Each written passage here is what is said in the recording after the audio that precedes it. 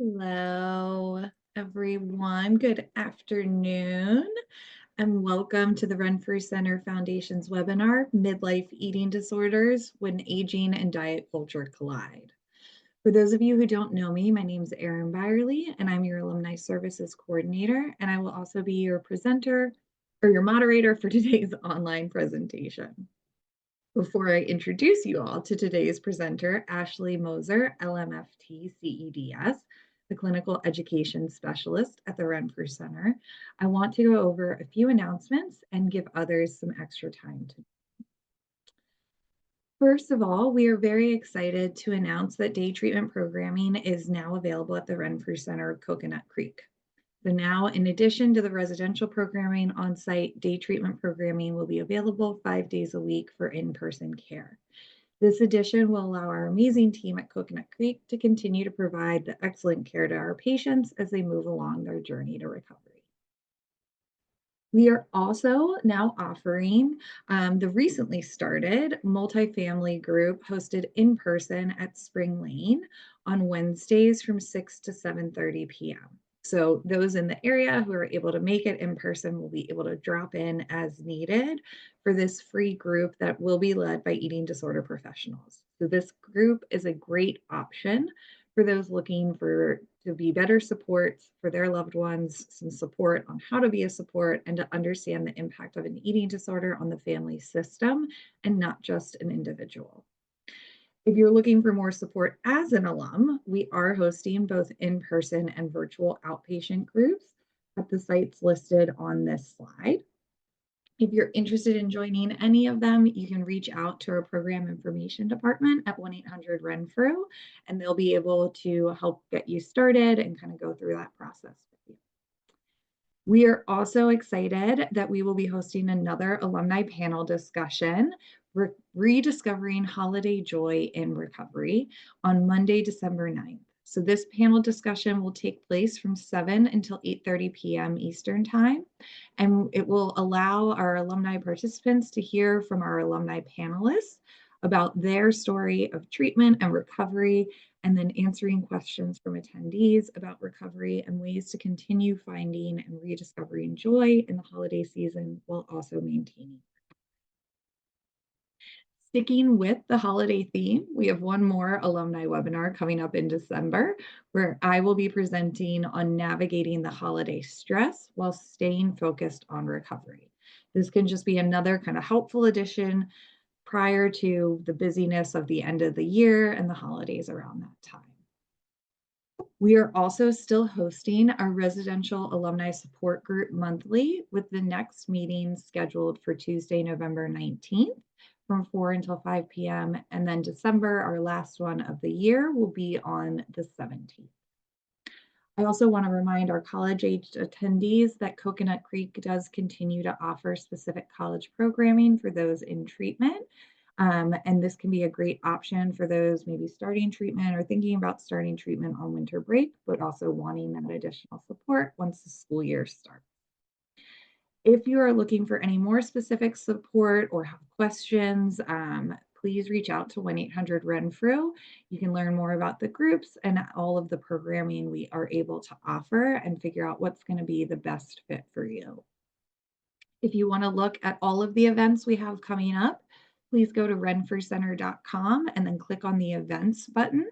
And this will show you everything we've got and allow you to get registered for anything that interests. So following today's webinar, we would love your feedback. You will be receiving an evaluation form via email that is very easily completed online. And this evaluation form is very helpful for us when we're developing new programs, deciding on topics for future webinars, and really helps us know what's going to help you the most in your recovery.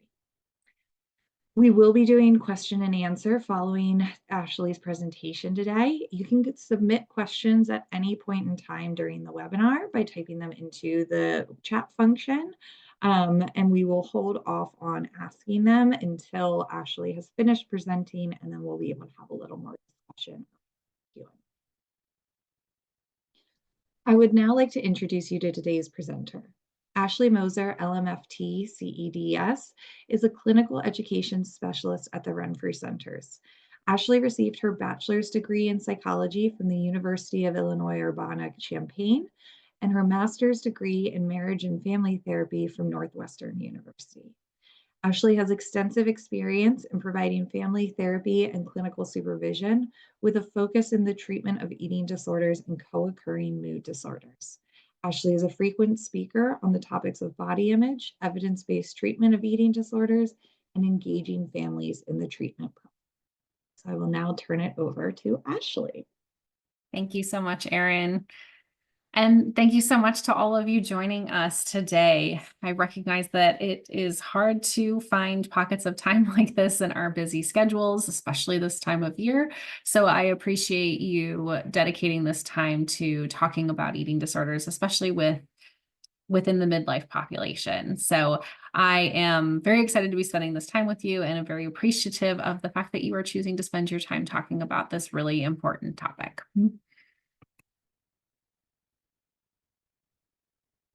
So before we jump in, a quick note on today's webinar. This is a really big topic to cover. And I like to put that disclaimer out there at the beginning of a lot of my presentations that we are going to talk about a topic that is really important, but in an hour, man, there's just not enough time to say everything that needs to be said or cover everything that we'd like to cover. So I want to acknowledge that I do tend to try to cover a lot. I talk at a pretty decent pace, so we should get through a lot today, but there's still going to be so much left to talk about when it comes to eating disorders in midlife. So I appreciate your understanding and awareness of this. We're just going to scratch the surface on what is, of course, an incredibly complex and very big topic of conversation for today. I also want to acknowledge limitations in research. We know that most data on eating disorders is within the context of cisgendered heterosexual white women. So there are many, many, many people who are left out of the conversation when it comes to research, treatment, and just general information about eating disorders. So I'm going to do my best to try to present today's information with an inclusive lens. However, I want to acknowledge before we even jump into it that there is so much left to be done when it comes to increasing inclusivity and making sure that all voices are heard when we're talking about research and eating disorders and treatment.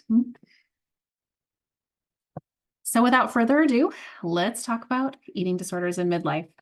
So when it came time to put together this webinar and thinking about what was important to talk about, I mean, the title of Colliding Diet Culture and Ageism just really stood out to me.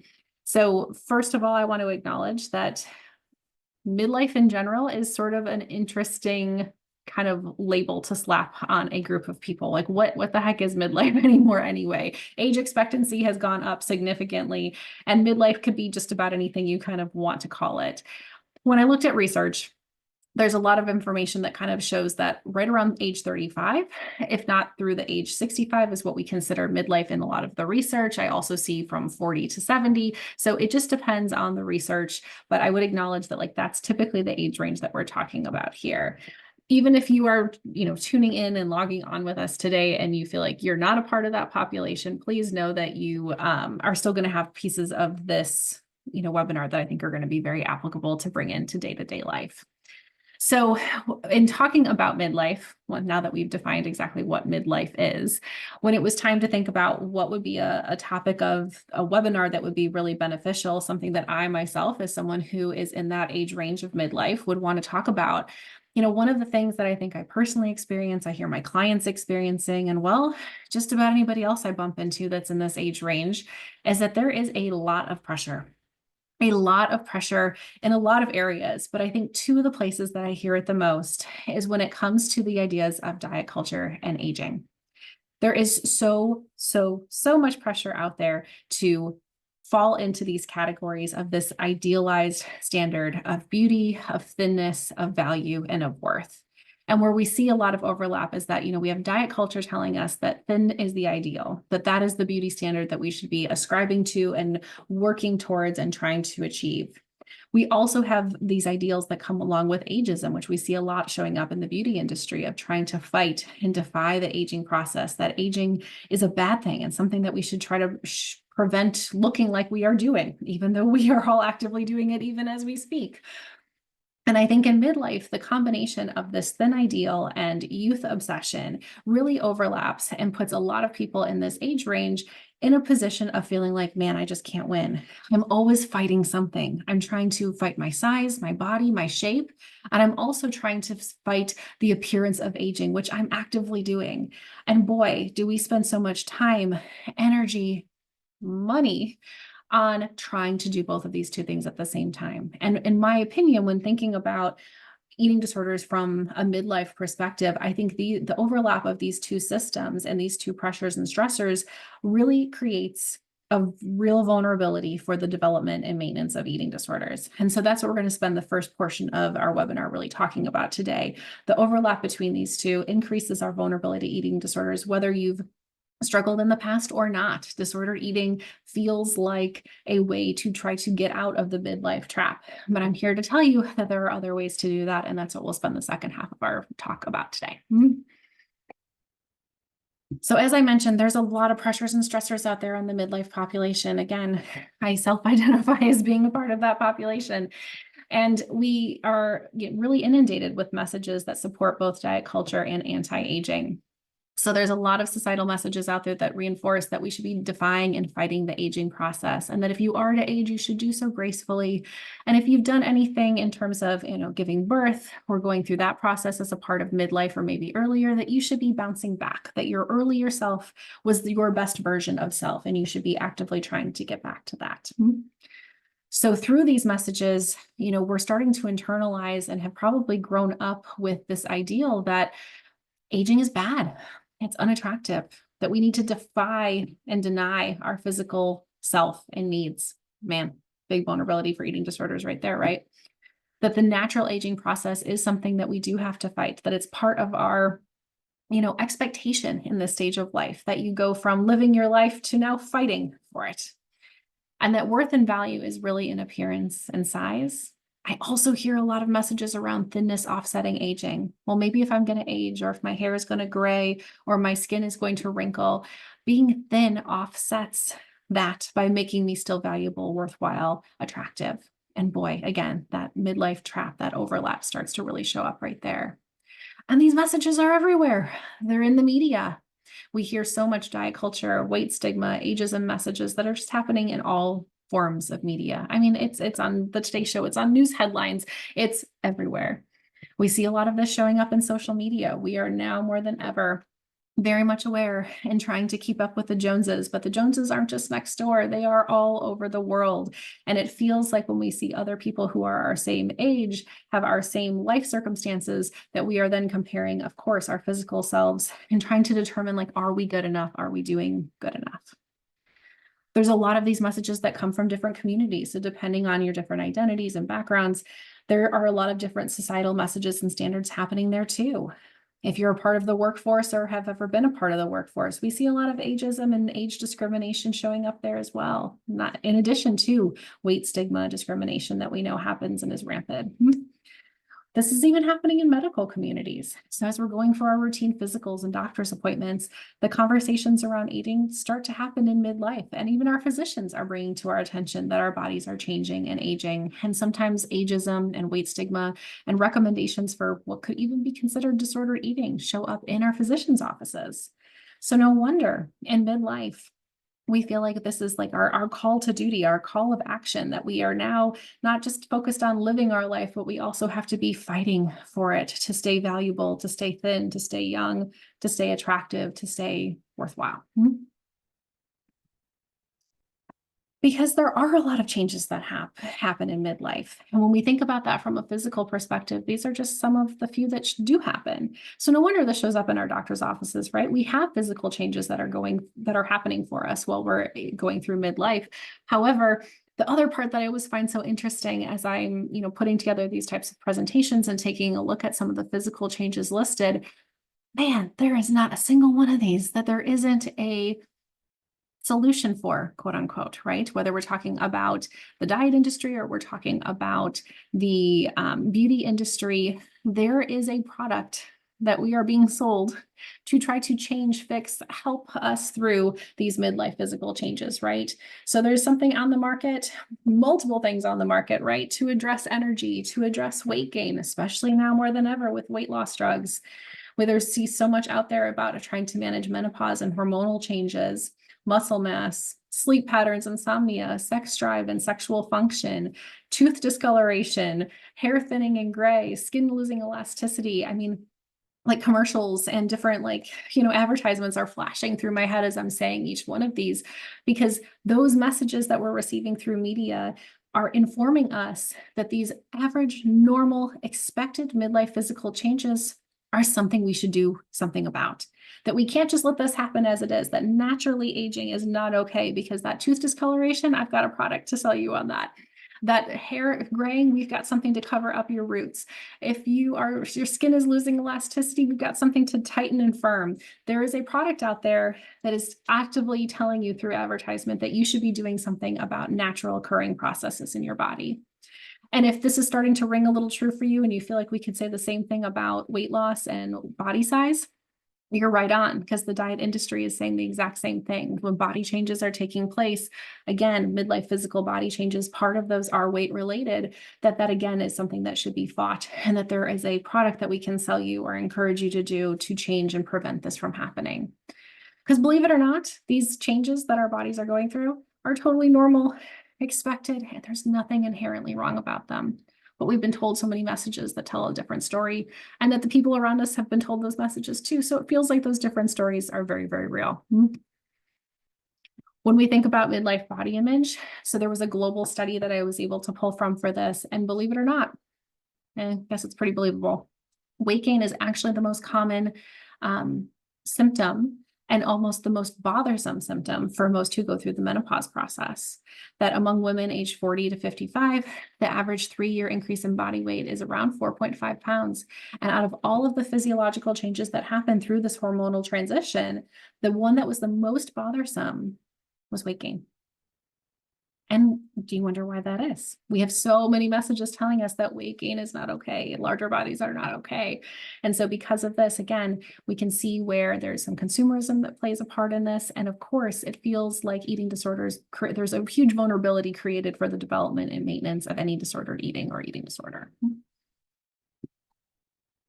And outside of the physiological components, there's a lot going on in midlife from an emotional perspective, from a life transition perspective. I can't think of a period of time where there's more stressful things going on. And maybe that's because I'm a part of this process too. So I acknowledge my bias. But the additional financial, family, health, relational issues that show up during this midlife transition is really, really important to acknowledge, because what we know to be true about eating disorders, right? That we know that there's a medical, physical, nutritional component to all of this, but another huge piece is the emotional. And there's a lot of things to have a lot of uncomfortable emotions about when it comes to midlife. This is just a few. We're talking about marital satisfaction. We're talking about infertility. We're talking about death and caring for aging parents. We're talking about parenthood. We're talking about being a sandwich generation. We're talking about grandparenthood. We're talking about blended families. We're talking about it all. And on all of these transitions, there are inherent stress, there's inherent anxiety, there's inherent struggle. And so not only do we have the physiological changes bumping up against all these belief systems and consumer-based messaging around fighting these processes, there's also a lot of stress and a lot of heavy stuff to deal with during this time frame too. So it's not surprising that the prevalence of midlife eating disorders is what it is. And again, because we know that there's a lot of bias and inaccurate accessibility of research information, these numbers may even be larger than what we are seeing here. But interestingly enough, among females suffering from an eating disorder in 2018 and 2019, 34% were ages 40 or above. And interestingly enough, the prevalence of eating disorders for women in midlife tend to be in the binge eating disorder or OSFED diagnoses. By midlife, more than 15% of women have met criteria for a lifetime eating disorder, and 27% of midlife women meet criteria, actually receive treatment, or have actually had any help at any time. That's a huge barrier for us really knowing a lot of the information we need to about those struggling with eating disorders in midlife, is that there's a big gap between those who actually suffer and those who actually receive support and help. So we're going to talk about that a little bit later too, and how we can work through some of the barriers that exist to being able to self-identify as struggling with an eating disorder in midlife versus continuing to sort of struggle and struggle alone. So we know that eating disorders in midlife can present in a few ways. We know that there are typically about 3 categories of onset. Eating disorder as a chronic illness. So this is something that someone has struggled with for the majority of their life. We know that eating disorder can be revived in midlife. So this is someone who experienced an eating disorder in their earlier years and then sees a resurgence of symptoms in midlife. And then there are those who are diagnosed for the very first time in midlife with an eating disorder. This may be somebody who, may have suffered in silence previously and was just diagnosed later on. But there are people who, for the very first time, experience eating disorder symptoms in this midlife transition. And we can understand why, right? There's a whole lot going on and a whole lot of reasons why eating disorders feel like a natural solution, whether it's to manage and offset and fight the aging process from a diet culture perspective, and or cope with the discomfort and challenges that come with some of these transitions that also happen. So eating disorders in midlife can present a little bit differently than those who struggle at different times in their life that are outside of the specific age range. So here are some of the themes that I think can show up in midlife that do make midlife eating disorder something a little bit different. So the eating disorder can become a part of identity for self and for others. We know that eating disorders can become part of someone's identity at no matter what the age. However, if this is someone who's struggling in midlife, that identity might feel more grounded and rooted and more difficult to change. This is who I am. People know me as this person, as someone who's thin, who's someone who's ultra fit, someone who's you fill in the blank. And it's one thing to change your identity in a younger part of your life or earlier years. It's a little bit more challenging when your relationships in your life is centered around it. So something to think about. The symptoms tend to be a little bit more ingrained because they've been reinforced over a longer period of time. In some cases, they can feel almost automatic or ingrained.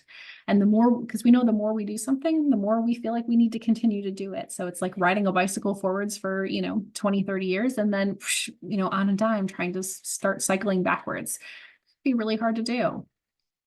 I also want to acknowledge in midlife, family systems can maintain eating disorders. The eating disorder may feel like a part of what helps you survive, cope, function in your family system. And this may be the family of origin, the one you came from. It could also be the family that you have created for yourself, that the eating disorder is so ingrained as a part of how you manage and live in that eating disorder, in that family system, that it can be difficult to change. Eating disorder behaviors can obviously be very normalized as what is needed to fight the aging process. I can't underscore this enough. We've talked about this for a little bit already today, but I think eating disorder behaviors are oftentimes even prescribed in some situations as a way of fighting the aging process, which is very, very problematic and concerning, right? We also sometimes see that in midlife, the body ends up being more adapted to being malnourished, so that the baseline has almost changed for the individual who's struggling, that what would cause medical instability in another person, someone who's been experiencing malnourishment for an extended period of time, their baseline medical stability may have changed. Their body may have gotten used to working at this level. And while maybe that's an okay thing in the short term, that it's okay that the body's adapted, there's obviously a lot more medical complications that can be as a result of being malnourished for an extended period of time. They can actually become more life-threatening as a result. We also know that the co-occurring mental health issues that can worsen with age. We know that eating disorders very, very rarely travel alone, and that there can oftentimes be anxiety, depression, PTSD, lots of other mental health diagnoses that can come along with the eating disorder. And those tend to worsen as we age, as we experience those conditions for a longer period of time. And I also want to acknowledge that another thing about midlife eating disorders, which we've touched on too, but I want to continue to underscore the entirety of this presentation, is that there are multiple barriers, real and perceived, to treatment for this population. So those in midlife are in a time of life where there is a lot of stress, responsibility to others in a lot of ways, and taking time away to take care of yourself, whether it's, a once a week outpatient therapy appointment or attending a webinar, may feel almost impossible because of all of the things that are, resting on your shoulders. So there's a lot of barriers that can occur and make it very difficult to access care. And so that's another part of what makes midlife eating disorders look a little bit different sometimes than some of the other presentations in different time frames. So what we know to be true about eating disorders, they are a way of managing uncomfortable emotions. Eating disorder symptoms are a way of managing on an individual basis. So typically it's a way of coping with uncomfortable emotions, difficult life circumstances, in a way that doesn't impact other people, which we can see in midlife. That could be almost felt like, I don't know, a plus. I can manage how I feel without burdening others, without impacting the people around me, without anyone noticing. And eating disorders can ultimately disconnect us from our feelings, our wants, and our needs, and ultimately the people around us. So sometimes it can feel easier, safer, better not to feel our emotions or to manage them alone. But what we know to be true is that that can create some long-term sustainable concerns as well. And I put in here that there's also these messages about emotions that, you're weak or you're burdening others or you should be more self-reliant.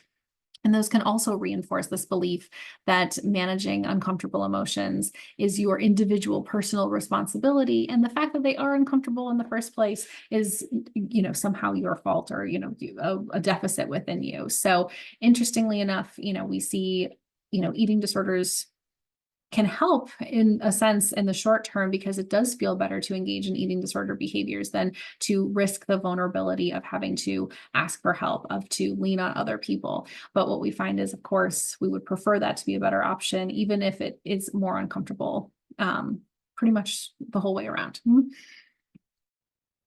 Because this is kind of what we end up seeing. So if we're engaging in the eating disorder behaviors over time, even because of this belief system that it's something I should manage on my own and that emotions are some sort of weakness or deficit, what we notice is that there's more disconnection from the self and other people. And the more disconnected we are from what we feel and what we need and the people around us in our lives, and the more isolated we feel, the more likely we are to return right back to those eating disorder behaviors.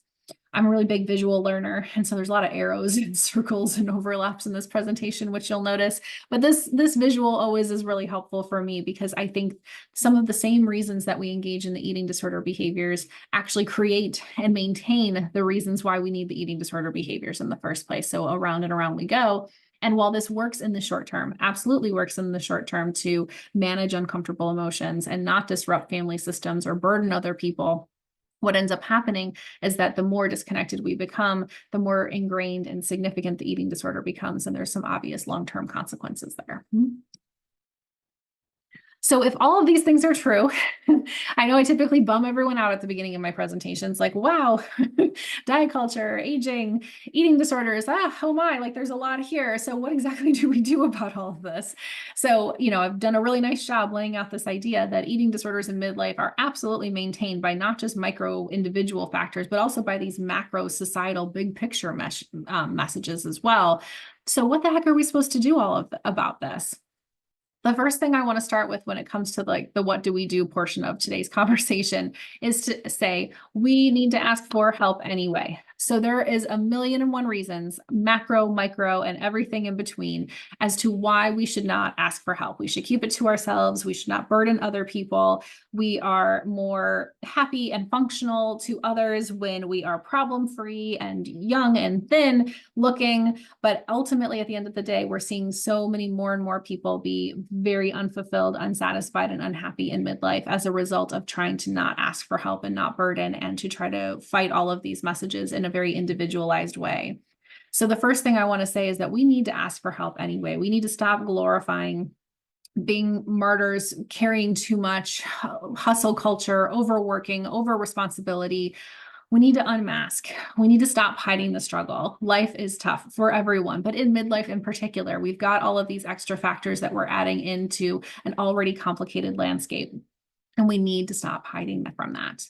We need to not minimize our struggle because we perceive that other people have it worse. There's always going to be somebody out there who has it worse. Trust me. Which is an awful thought process, but it's probably true. There's somebody out there that probably has it worse, but it doesn't mean that you are still any less deserving of help or care. Don't undertreat. I think this is a big part of what I see showing up in midlife care a lot of the time, is that we have people who are presenting for treatment that, after going through the very difficult process of even recognizing and asking for help, then only want to take the lowest option of help, the least like inconvenient help to themselves and to others, because they think, well, I can't take the time. I can't do this for myself. I have so many other things that I need to keep going, and I can't take this time for myself. And we see so many people undertreat. And I think it's so important not to do that.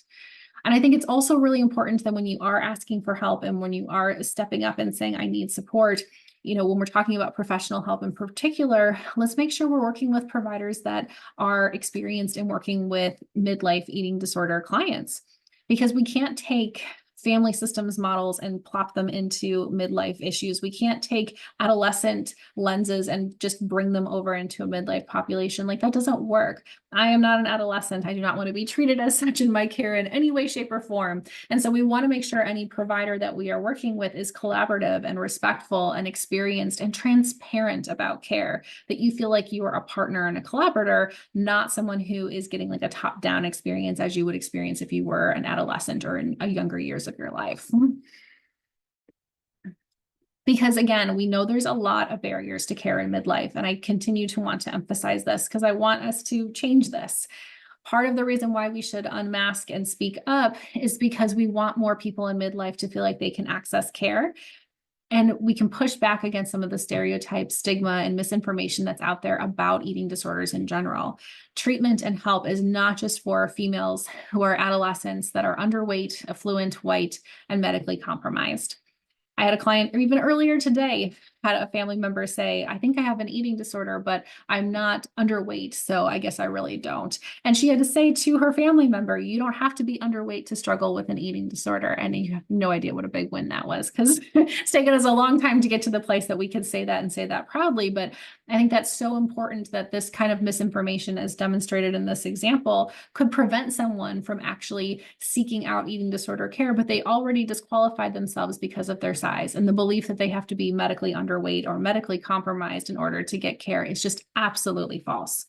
You do not have to be any one of these things in order to be deserving of care. And the more of us who show up asking for help with eating disorders that are not part of these very small subset of the population, that we don't check these demographic boxes, the more inclusive some of this care can become. Because it's important to remember, eating disorders can affect everyone, regardless of age, race, gender, ethnicity, SES status, sexual orientation, size, ability, you name it. Eating disorders can affect anyone, including those in midlife, and especially those in midlife. And midlife care should be slightly different, right? We should be working on some of these therapeutic themes and topics. We should be talking about identity, because we know that the eating disorder may have become a very ingrained, centralized focus of identity. We want to talk about balance and how hard it is to be in the sandwich generation or whatever multiple roles you're carrying. We want to talk about relationships. They're so important.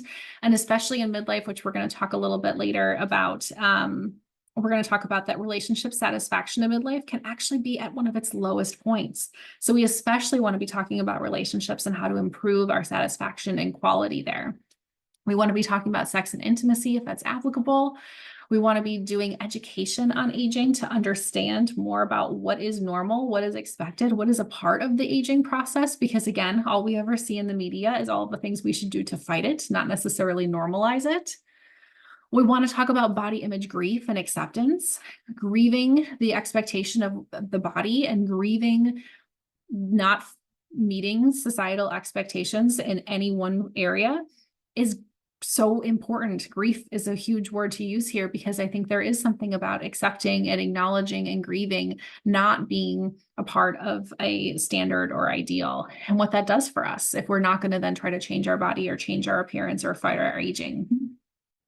We want midlife care to also include nutrition education for the life stage. Maybe you need something that's going to be more on the go. What can that look like?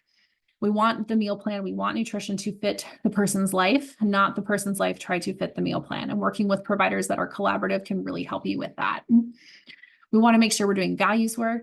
More to be talked about on that in just a moment. We also want to make sure that care is talking about leisure activities outside of food and exercise. I have so many midlife clients that their only hobby is exercise, and that is a problem because you are supposed to do more with your life than provide for others, care for others, and work on keeping your body small. Like there is more to life than that. And so we want leisure activities to be inclusive of things outside of food and exercise in particular. And I think generational trauma is huge for anyone in midlife as well, because oftentimes you're experiencing the actual experience of sitting right smack in the middle between the generational trauma that you've experienced and the family members before you have, and not wanting to pass that on to the next generation. That in itself is really hard to hold. And you've got to be in a good headspace in order to be able to make things be different. There could be a lot of generational trauma when it comes to eating disorder and weight and body related issues in general as well, that it's not just about generational trauma that's more big picture, but generational trauma around body shape and size and wanting things to be different for the next generation, but not knowing how to grapple with that for you as the individual. So I can hear everyone kind of saying, that's great. That we can go out and not struggle in silence and ask for help and find care that includes all of these things. That's wonderful. But what do I do until then? What if I'm not working with a provider that has the ability or experience to do all of this right now? Or what if I'm not ready for that step? What are some of the things that I can leave this webinar and actually take with me and do?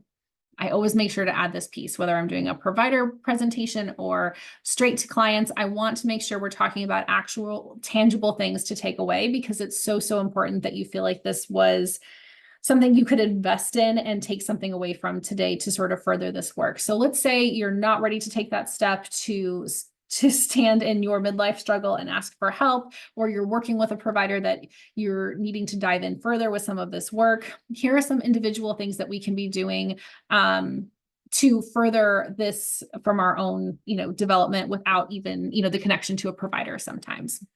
So if we want to start in midlife addressing some of the, pressures and stressors that we're experiencing without it developing or reinforcing the eating disorder, here's some of the work that we can do. Two of the areas that I think that are just so important is that we need to have a solid sense of values and needs.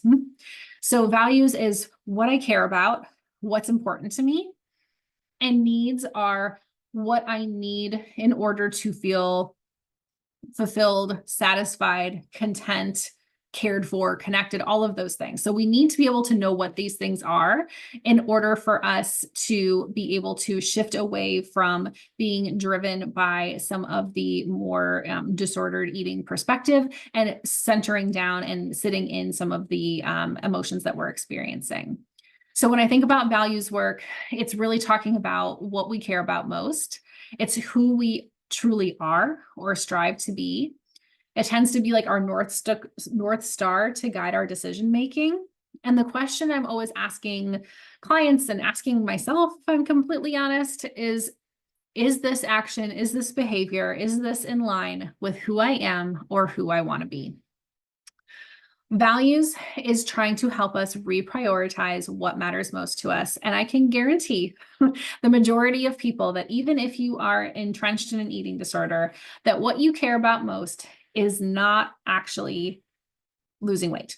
It may feel that way, but there's probably something else that's more pressing, important, that's going on in your life, something else that you're more connected to than the thought of losing weight or the thought of trying to increase your youthfulness, right? Most people truly care about something in a very profound way that has nothing to do with those appearance-based or weight-based comments or beliefs. So when we're making decisions and we're faced with a decision about whether we're going to engage in an emotionally driven or eating disorder behavior, or we're going to engage in something different, I want us to be asking ourselves, is this in line with who I am or what I want to be? Is this in line with what I truly care about and value, or is this driven by something else? So that's what we're going to talk about next. Here are some examples of values. I'm sure if you've been through run-through programming, you've had an opportunity to examine values. I think it's so important that we continue to examine them over and over and remind ourselves of what is truly important, what we truly care about in a very honest way. Because while a lot of our behaviors and decisions and choices may be driven by the fear of weight gain or the desire to lose weight or the desire to fight the aging process, a lot of what we actually truly, if we stop and take those things out of the equation, a lot of the things that we're truly connected to and care most about, especially in midlife, especially after having lived experience and cultivating a life, is going to be something that's very, very different. Is your value family? It's okay if it's not, but maybe it is. Is it things like honesty, stability? I hear about stability a lot. Stability is a tricky one. Loyalty, fairness. What about independence? How do you value independence, but then also stay connected to other people? That's kind of tricky too.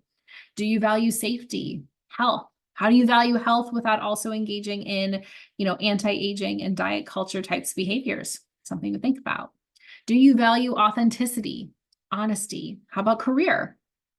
So this is a very short, and if you Google values inventory or values lists, there are so many lists that exist out there that can help you really sort through what you care about, what you value, what is most important to you. And my guess is that very few of those things have anything to do with things that continue to fuel the eating disorder behaviors.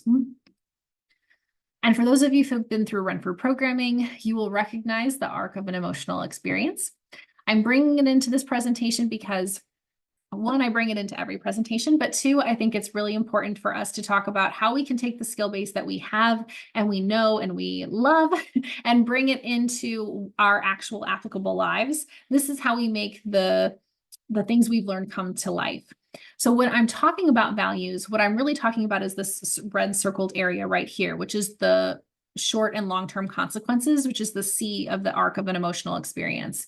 So while we're aware of the situation that causes our emotional experience, we're aware of the emotional experience that we have. Again, when we go to make that decision about the short-term versus the long-term consequences of our behaviors, we want to also be thinking about this within the context of values. We want our next decision to be in line with who you are or who you want to be. And that's probably not going to be the person that prioritizes exercise over spending time with family, that says no to an opportunity to connect with a friend versus staying home to isolate. So again, this is going to help reinforce when we make those decisions that are away from emotionally driven and towards those alternative actions. We want to be making choices that are in line with our values and thinking about that, especially in midlife, especially being someone with lived experience and things that we're passionate about and care about that are outside of appearance and weight.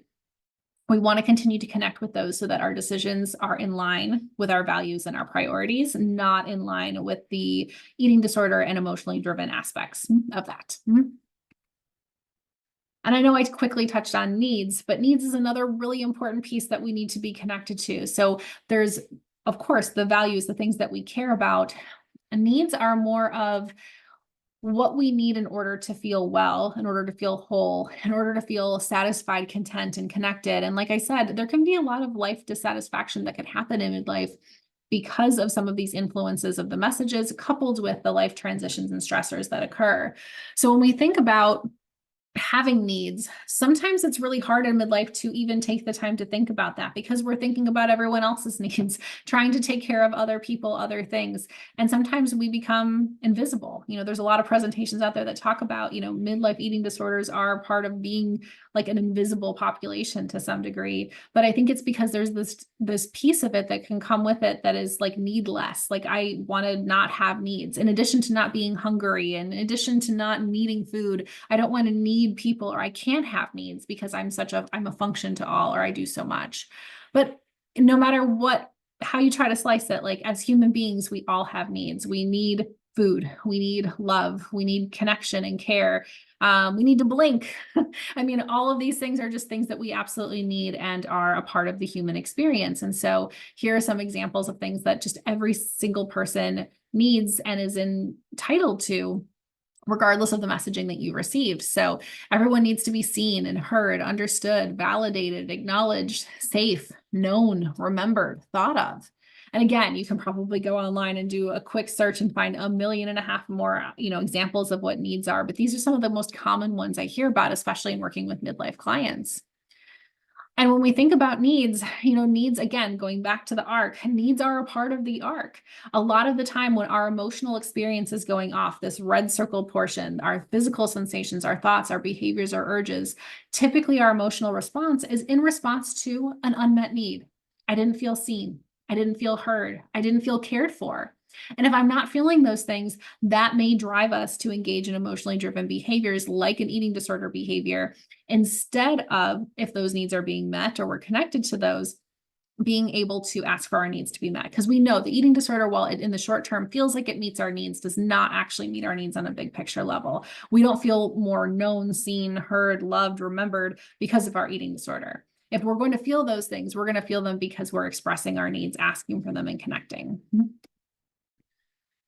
And another piece I want to kind of throw in here quickly is talking about self-compassion. So again, we're talking about what are some of the individual things that we could be doing in midlife in some of the work that we can be doing on our own. Some of this comes through our own validating of our own emotional experiences, because sometimes there may not be someone around us who is capable, willing, able to validate our emotional experiences. So we need to be able to provide that for ourselves. Dr. Kristen Neff does fantastic work, and I love her definition of self-compassion, which is really just honoring and accepting your own humanness. Your need to blink, your need for food, your need for love, to be seen, to be heard. We have to provide some self-compassion. You're not needy, you're human. And our humaneness needs to be something that we are connected to and aware of, and we're not invalidating in ourselves. So, we want to validate our own emotional experience, that if things feel hard or difficult, it's because they are hard.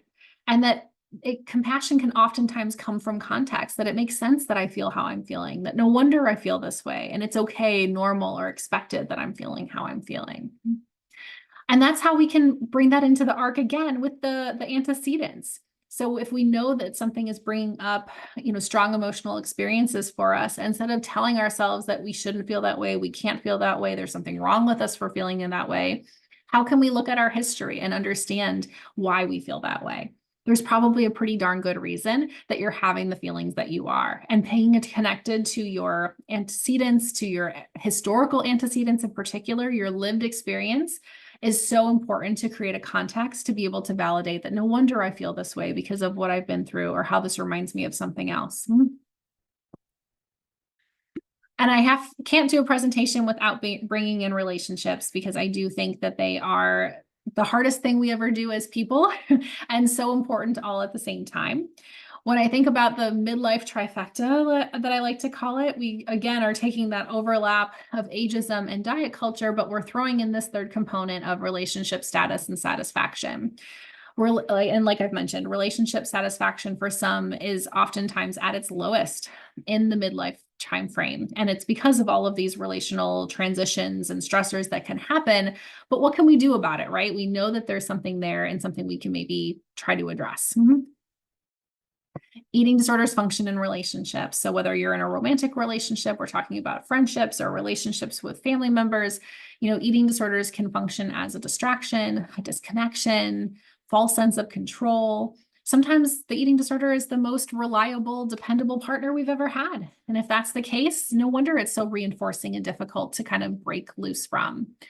And we know that eating disorders can also feel like they provide us a way to feel more lovable and attractive. If we're talking about romantic relationships in particular, like the more thin we are, needless, emotionless, youthful we are, we feel like we're going to control how desirable and how worthy and valuable we are to other people, especially in that romantic context sometimes.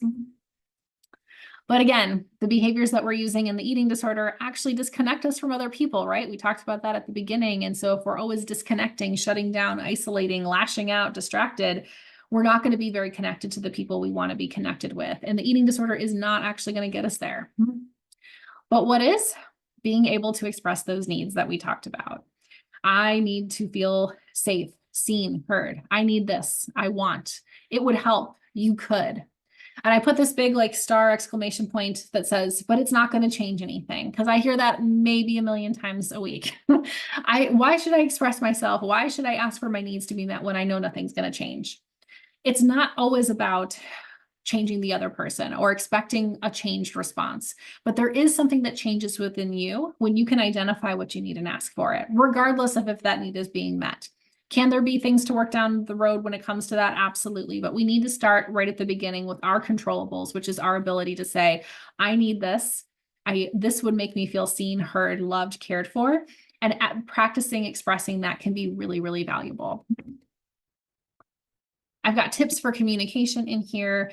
We're talking about talking basically. And I know it seems silly to have to give advice for how to communicate, but I think it's, again, relationships are one of the hardest things we ever have to do. And I think narrating our internal experience to someone else so that they can hear it and see it and understand it is really much more complex than we ever give it credit for. So some of the tips that I provide when I think about how to start these conversations, if you want to take this risk of expressing what you need and want, you can identify what you feel before you start the conversation. Sometimes doing a little bit of a role play in your head can be really helpful, or at least giving yourself a bit of like a script to start off from can be really helpful too. Making sure to use those good communication skills like I statements, remembering your feelings are yours, and staying away from blaming, mind reading, some of those like all or nothing statements, you always, you never, etc. Try to use feeling words. You probably go online and Google. There's a lovely feeling wheel that exists out there. There's lots and lots of lists of those too, but utilizing emotions, I think, is so important when you're actually expressing your emotions. I had a client tell me, I was telling someone I was so anxious I was telling someone about all the things I'm anxious about. I'm like, well, did you say you were anxious about them? Well, no. And so the person on the receiving end didn't know that she was struggling or anxious or feeling really kind of dysregulated, because that was never expressed. It was just the person just thought they were venting, just saying all the things that were going on. But without the feeling word, the person that was receiving the information didn't know that they needed soothing or care or support. They just thought they were kind of like venting. We want to pay attention to how we start our conversations. If we start off in a very harsh way, the conversation isn't really going to go anywhere, but more gentle startups can be really, really helpful. And I think you can tell within, I don't know, is it like 3 minutes of a conversation? Like how it starts is typically how it's going to end. And if it continues on a harsh way after 3 minutes, it's definitely going to end that way. So I think it's important, again, how we start a conversation matters a lot. And it's okay to be prepared for multiple responses. Sometimes people can be different. They can respond differently. We can give them a chance, but sometimes history can repeat itself too. And again, we're not doing it to change other people. We're doing it to change ourselves, to have that practice of I'm identifying that I am a feeling, breathing, needing human, and I'm expressing those needs to another person. Here are some other examples that I think can be really helpful when it comes to communication, letting people know, like, this is what's happening for me. The story I'm telling myself is, I've been thinking about this a lot. This is hard for me to say. I'm trying to do this differently. Narrating your internal experience is so important. We can't expect for people to know how we feel unless we express it. And then I just want to acknowledge that there's even some connection promoting behaviors we can think about engaging with too. If taking the step of being vulnerable, expressing needs, asking for needs to be met feels like a big jump, there's even some behavioral things that we can do that might feel a little bit more attainable. Bids for connection is a big one. Those are any sort of behavioral demonstrations that you're trying to connect with another person. And I think about even just social opportunities that are not centered around food and exercise, spending time with other people in other capacities, if it's, outside of the things that you would normally engage around. Small moments of connection can be so important.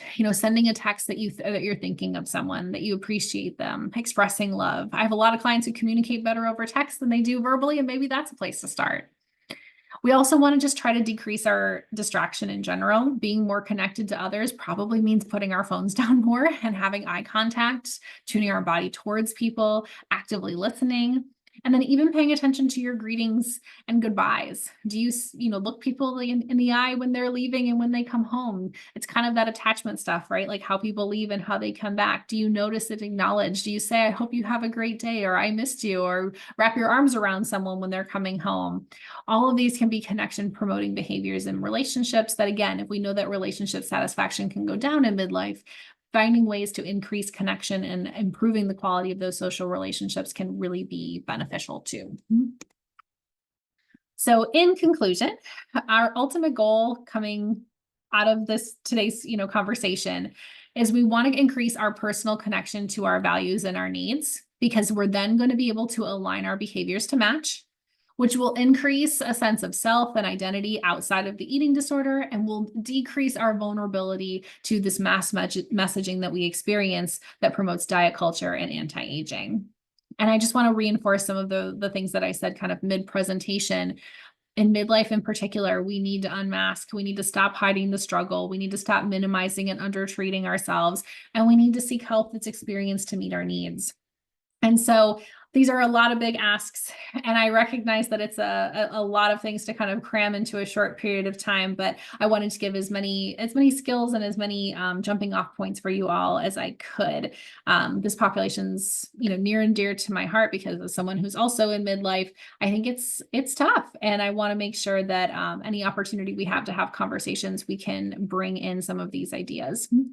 So I'm going to turn it back over to Erin to see if we have any questions or anything else we can do to kind of wrap up our time. Thanks, Ashley. I feel like this is such an important topic, and like we're getting more discussion around it, but it's still not where it really needs to be. So I'm so glad that we were able to present on this today. Like Ashley said, please continue to add questions to the chat. We are happy to take as many as you all have. I guess to start, Ashley, you talked a little bit about this, but kind of going a little bit deeper into like how can we work through when it feels like the responsibilities that we have, the things that we need to be doing, whether that's like work, childcare, supporting aging parents, different things like that, are conflicting with also that need of, I need to look at myself and get myself some support. Like, how do we kind of work when we feel like the barriers are also needs, maybe? Yeah, that's a really good point. I think it's also paying attention and not losing like your individual needs as you're paying attention to other people's needs. Because trust me, I think it's very easy to fall into the trap of being like, well, I am needed in these ways, so therefore those are needs that are more important than my own individual needs. And I think it's very easy to have that reinforced societally a lot of the times too, right? Like people really praise and promote people who are very selfless, right? People who are sort of like that martyr presentation, that are doing so much and are always there for so many people. But there isn't a lot of focus or praise for the people who have boundaries, who take care of themselves in a way that isn't surrounding, anti-aging, diet culture, things along those lines. So I do think it's really important that, we kind of practice this idea of, that the airlines are always promoting, which is putting on our mask before we put on the mask of other people, and not in the masking kind of way we were talking about earlier, but like the oxygen mask kind of way. I think it's really important that in order to show up for other people, we have to be able to show up for ourselves, and thinking about the ways that sometimes we may hide in caring for other people and not addressing the things that we need. But I think it can even be as sometimes straightforward as making sure that you follow through with your own medical appointments. Yes, you make sure everybody else goes to theirs and everyone's got their needs being taken care of from that perspective. But like, when was the last time you went to the doctor? When was the last time, you went for a teeth cleaning? When was the last time, you went for an appointment that is truly physically about you? So it might just be even prioritizing something as small or as routine as appointments, not just for everyone else, but for you as well. So I don't know that there's a great straightforward answer, but there's some small ways, I think, to add yourself to the equation. Yeah. Yeah. And I think that's such a good point, because it's not going to be just like, well, oh, do this, and then those other needs won't be there. Like, it is that balancing act. And Correct. that is just the reality of life, that it's always kind of that balancing act. And how do we figure out what needs to be the priority at different times? Absolutely. Kind of thinking about the way you talked about like finding supports. What advice would you give for people to kind of struggling with finding that community in midlife, that it's like, I don't have maybe the friends I had in college or high school or my early 20s, and I'm kind of in a different place and I've got just this focus on other things in my life and I want to find community, but how do I do that as an adult? Yeah, I think that is something that comes up a lot. Finding community just in adulthood in general, I think is really, really hard when you're not in, shared spaces. Even people who work from home, I feel like really struggle with this too. But yeah, I think it's hard to find community, but I think a big barrier to that is very similar to some of the barriers we even talked within treatment. So many people worry that there's something wrong with them and like life is hard for them because it's something to do with their own fault, weakness. And so they tend to isolate more. And so I think part of stepping into and acknowledging the struggle and the humanness and humaneness in life is a really great way to sort of think about starting that process. Maybe you're not, ready to join a caregiver support group. Maybe you're not ready to join, a parenting, opportunity just yet, or whatever, life circumstances that you could have some shared interests. Maybe that feels like too much of a step, but I do think that at least showing up more vulnerable in relationships could be a really good, important starting place, because I think so many people just see the happy put together versions of ourselves that we put out there, that everyone feels like, I don't know how to connect with someone who's doing well when I'm struggling. And that could be about an eating disorder. That could be about not just an eating disorder, but just life. So I think like unmasking, sharing struggles, being more vulnerable is a really good place to start. So then if you do find yourself in opportunities for community, your guard is down and maybe you can find others that are also doing that same thing. Well, thank you, Ashley, so much. And I know we did not get to everyone's questions, but we are at time, and I want to be respectful of everyone's time, including Ashley's. So if you have questions, please feel free to email Ashley or email alumni@renfrewcenter.com. We are very happy that this will be rebroadcast in January and also on the YouTube channel. And we were so happy you all were able to come and join us. Thank you so much for coming today. Have a good one.